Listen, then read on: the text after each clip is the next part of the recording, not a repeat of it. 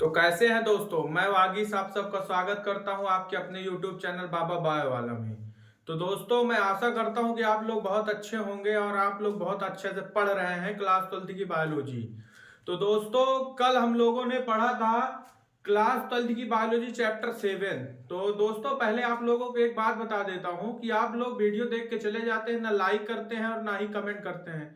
तो दोस्तों आप पहले नंबर काम करें, सब्सक्राइब कर लें, लाइक करें, कमेंट करें और अपने दोस्तों के पास शेयर करें।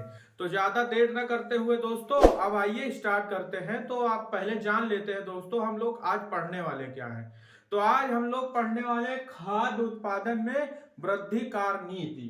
तो दोस्तों आज यह हम पढ़ने वाले हैं क्लास 12 की बायोलॉजी चैप्टर 8 यानी अध्याय 8 और भाग 1। तो दोस्तों आप लोगों को जो है वीडियो अच्छी लग रही हो तो प्यारा सा जो है सब्सक्राइब, लाइक और कमेंट करें दोस्तों। कैसा आप लोगों को लग रहा है कि आपको समझ में आ रहा है कि नहीं समझ में आ रहा है। तो आइए पहले जानते हैं दोस्तों कि पशुपालन क्या होता है या खाद्य उत्पादन क्या होता है। तो आइए पहले जानते हैं खाद्य उत्पादन बढ़ाने के लिए इसके बारे में जान लेते हैं। तो खाद्य उत्पादन को अभी हम जानेंगे दोस्तों, फिर उसके बाद हम आगे अगली हेडिंग जानेंगे और आपको बहुत ही विस्तार रूप से मैं समझा रहा हूं। तो आइए जानते हैं खाद्य उत्पादन जानते हैं। खाद्य उत्पादन बढ़ाने के लिए पशुपालन एवं पादप प्रजनन से संबंधित विभिन्न जैविक सिद्धांतों का उपयोग किया गया। यानी पशुपालन एवं पादप प्रजनन को बढ़ाने के लिए विभिन्न जैविक सिद्धांतों को रखा गया।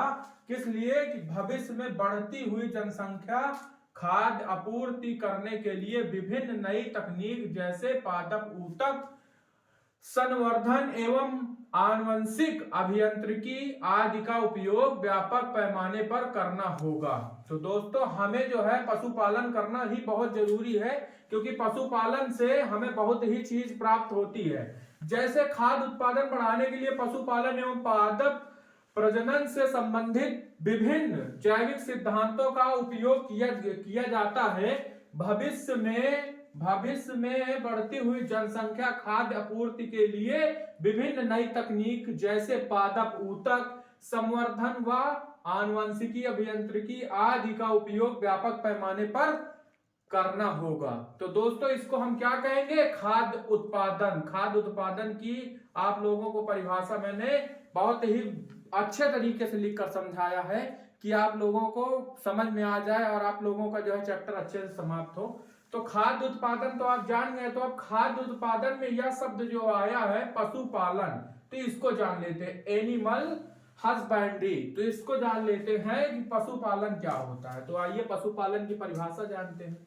परिभाषा क्या है दोस्तों, विज्ञान की वह शाखा जिसके अंतर्गत पशुओं के पोषण, आवास, उत्पादन क्षमता तथा प्रजनन का अध्ययन किया जाता है उसे हम क्या कहते हैं, पशुपालन कहते हैं।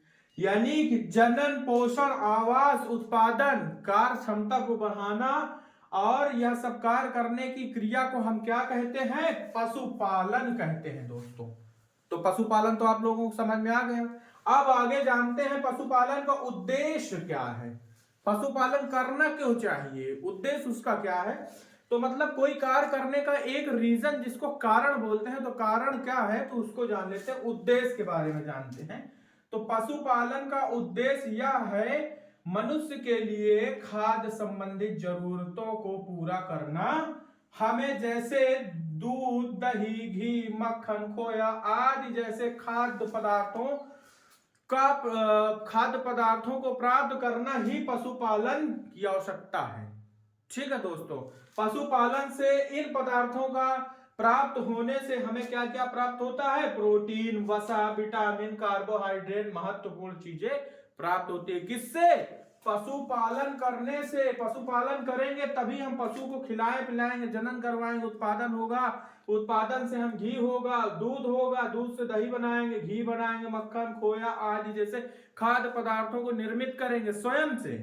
यह नहीं कि कोई करके चला जाएगा, तो स्वयं से होगा और उनसे हमें क्या प्राप्त होगा, प्रोटीन, वसा, विटामिन, कार्बोहाइड्रेट, महत्वपूर्ण चीजें प्राप्त होंगी। तो उसी को हम क्या कहते हैं, पशुपालन। तो दोस्तों दो हेडिंग तो आप लोगों ने समझ लिया। अब आइए देखते हैं तीसरी हेडिंग क्या है, उसको भी जानते हैं।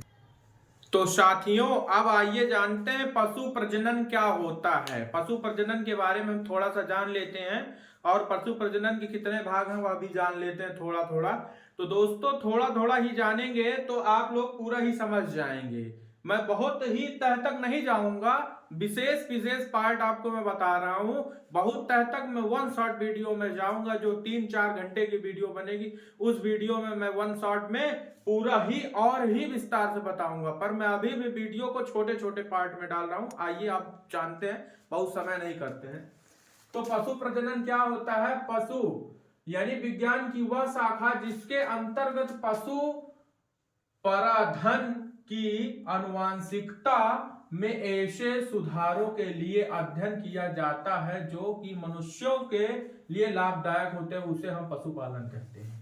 ठीक है दोस्तों, अब पशुपालन का पहला नंबर क्या है, यानी भाग जो है अंतः प्रजनन। अंतः प्रजनन क्या होता है?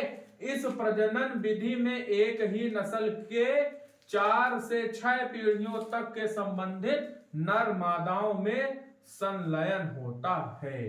फिर इसको भी 2 भागों में बांटा गया, इसके भी 2 पार्ट बना दिए गए। कौन कौन सा? संप्रजनन और विभिन्न प्रजनन। संप्रजनन और विभिन्न प्रजनन हुआ। अब आइए जानते हैं दूसरा भाग क्या है, यानी पशुपालन का दूसरा नंबर क्या है? बाह्य प्रजनन। इस प्रजनन में अलग अलग नस्लों वाले पशुओं के मध्य प्रजनन होता है, जिसे बाह्य प्रजनन या बाह्य भाग कहते हैं।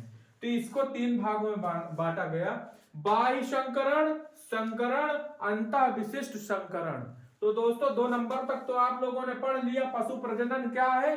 पशु प्रजनन का पहला भाग में 2 पार्ट और दूसरा भाग में 3 पार्ट। अब आइए तीसरा नंबर जानते हैं, तीसरा नंबर क्या है।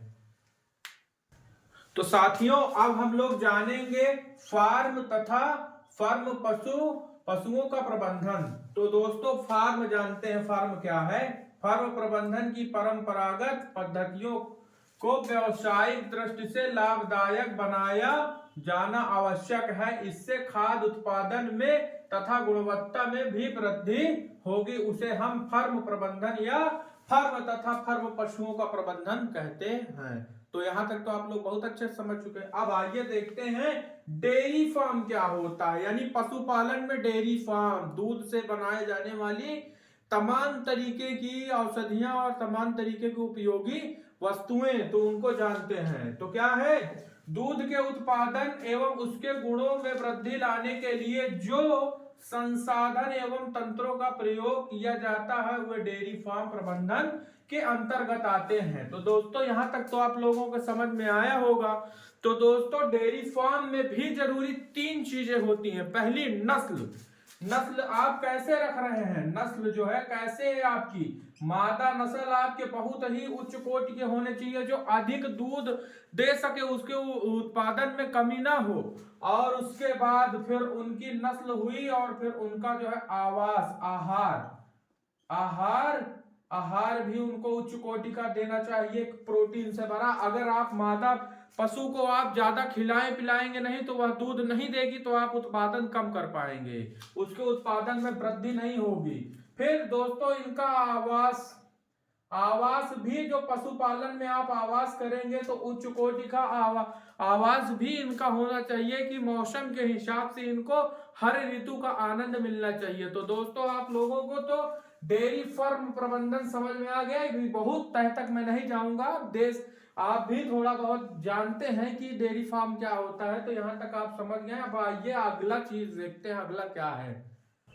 तो साथियों इस वीडियो की लास्ट हेडिंग, यानी लास्ट जो छोटी से एक हेडिंग बची है, उसको भी हम लोग जान लेते हैं अच्छे से।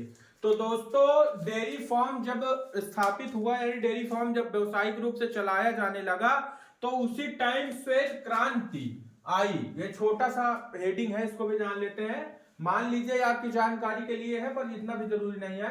यह क्रांति डेयरी उत्पादों में हुए क्रांति के बीच संभव हुई।